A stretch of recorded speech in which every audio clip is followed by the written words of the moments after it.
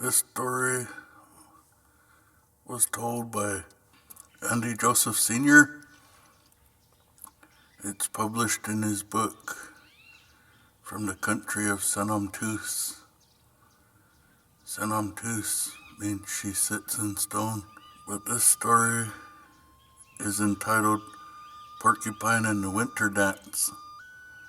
It's a story about the first meal at the first Snook Dance. The three main animals in our country in ancient times were wolf in Sitchin, cougar, swa, porcupine, quailkin. Wolf and cougar killed and stalked deer, elk, and small game animals and birds, but porcupine was a vegetarian and ate only sap, grass, and some leaves.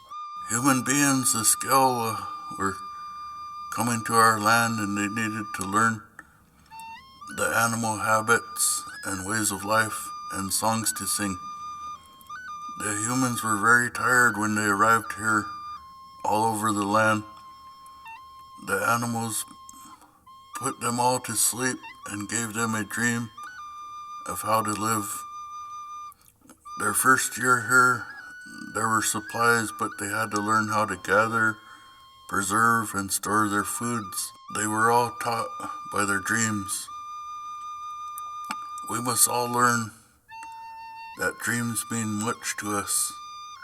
We can all learn from them. Wolf, cougar, and porcupine had to teach all the animals how to winter dance, sing, and explain what their songs meant or what they must all do.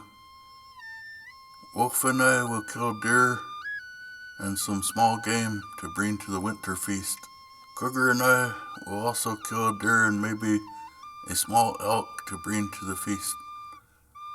Porcupine was not a meat eater, but said he would take a month's time and go far away to Senyo Meat Country and bring back a buffalo to Nispelum Creek for the feast.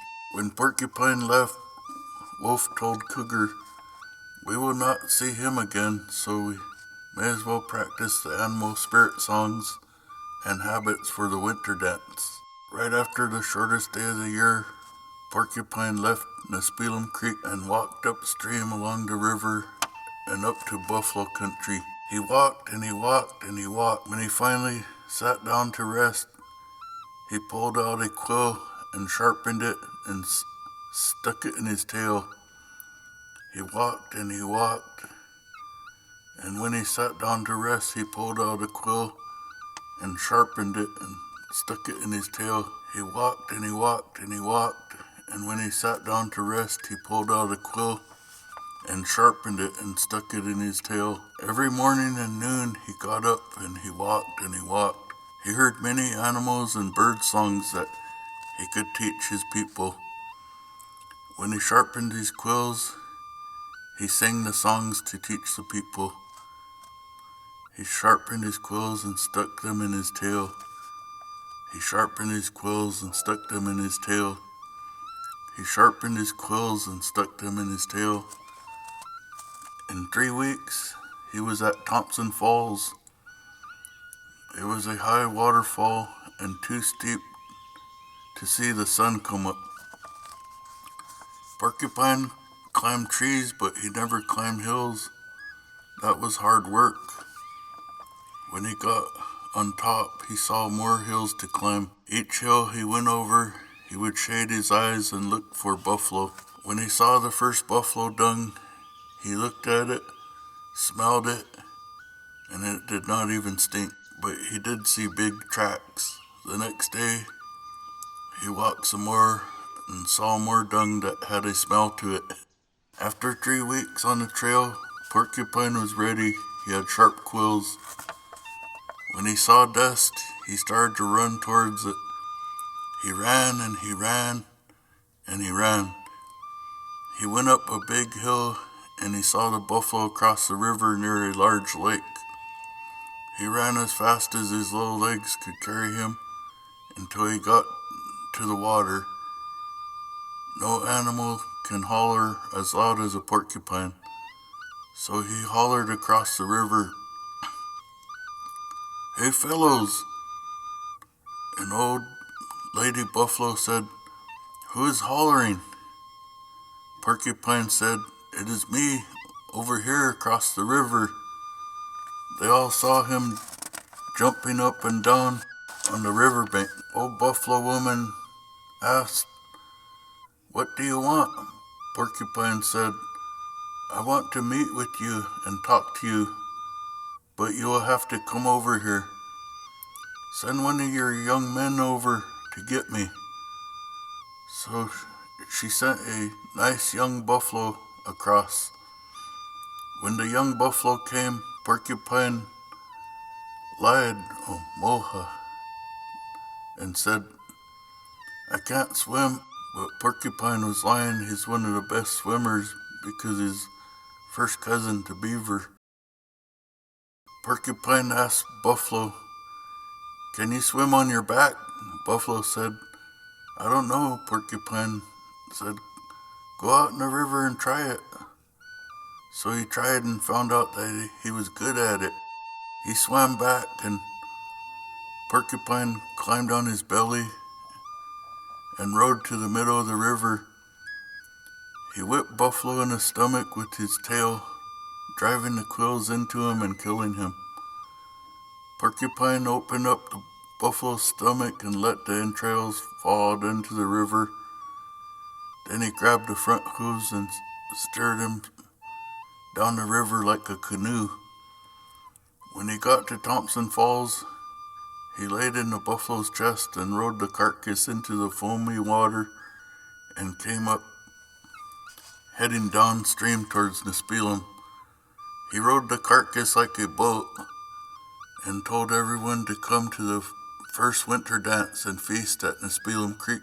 Porcupine then rode his buffalo like a boat downriver to Sandpoint, Lake Coeur d'Alene, on to Spokane Falls, Little Falls, and then down to the Columbia River to Nispelem Creek. When Porcupine got near Nispelem Creek, he hollered to in Sitchin and Swa, "Come here, help me skin and cut up my Scots pizza buffalo." They ran down and helped butcher the meat. They woke up all the people, the Skelwa, from their most important dreams and told them in their own language, "We're gonna teach you how to have a winter dance. Then we'll no longer speak to you. Some of you will be singers and prayer leaders with animal and earth songs. For your spirit power will be called your Sunika. Other song leaders will have bird songs that will be called Sinkak." The animal chiefs continued, "You will sing from 3 to 5 verses, and the dancers will dance in a circle counterclockwise 3 to 5 times. Then another singer will take a turn the song. When all these singers are done singing and praying, there will be a break and a midnight dinner. There will always be from 3 to 8 singers. There will be one picked to interpret what the singer has to say, and he is to shorten the speech. After midnight, they will sing again until all the singers are done or until daybreak. Then they will eat again and sleep all day. When a singer shares a song for the first time, the Indian doctor will be opening up his mind, and he or she will sing and drink water, learning what their duty will be for the rest of their lives. They may be healers, prayer leaders, teachers, earth workers, in charge of wealth, money, or medicine, hunting, fishing, or singing. Our song will help us in everything we do. Our singers have a duty to lead and help us succeed. After the last dance, the lead singer will have a Thanksgiving giveaway and pay the dancers for coming to help dance, cook, and pray.